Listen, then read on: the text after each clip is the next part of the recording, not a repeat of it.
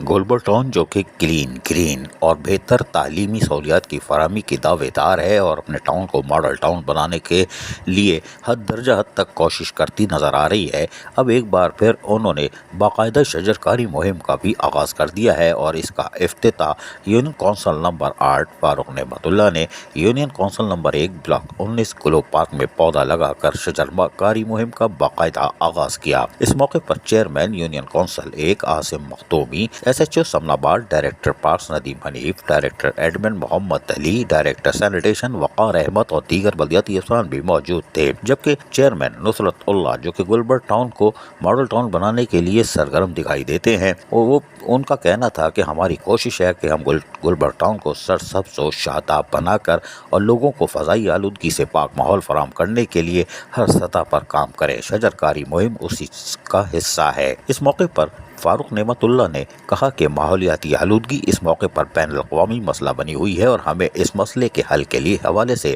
سنجیدگی سے سوچنا ہوگا۔ فاروق نعمت اللہ نے کہا کہ درخت لگانا صدقہ جاریہ ہے، ماحولیاتی تبدیلی سے مقابلہ کرنے کے لیے ہمیں زیادہ سے زیادہ پودے لگانے ہوں گے۔ افتتاحی تقریب جو کہ سادہ لیکن پروقار تھی، انہوں نے علاقے معززین سے بھی درخواست کی کہ شجرکاری مہم میں بڑھ چڑھ کر حصہ لیں اور علاقہ مکین اپنے علاقے کے پارس میں موجود درختوں پودوں کی خود حفاظت کریں۔ عوام کے تعاون سے ہی ہم گلبر ٹاؤن کو سرسبز و شاداب بنا سکتے ہیں اور اس شجرکاری مہم میں گلوب پارک میں گلمور اور نیم کے 200 سے زائد پودے لگائے جائیں گے، جس کے لیے ڈائریکٹر باغات ندیم حنیف تمام تر ممکنہ اقدامات کو یقینی بنا رہے ہیں۔ چیئرمین نصرت اللہ گلبر ٹاؤن نے مزید کہا کہ علاقے کے لوگوں کو چاہیے کہ اپنے پارکوں میں لگے ہوئے درختوں اور پودوں کی خود حفاظت کریں، یہ ان کا اثاثہ ہے، سرکاری اداروں کا نہیں، اس لیے کہ اس کی سرسبز و شادابی اور اس کی آبیاری یعنی جیسے سے یہ بڑا ہوگا اور آکسیجن فراہم کرے گا تو انہی کے گلی محلوں کو فضائی آلودگی سے صاف ماحول بھی جب میسر آئے گا اور تر و تازہ ہوا بھی میسر آئے گی۔ عزیز عارف، KBS بلدیاتی نیوز کراچی۔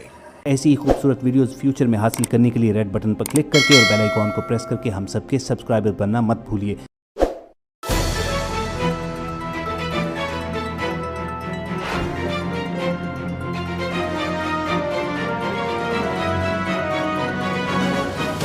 KBS بلدیاتی نیوز۔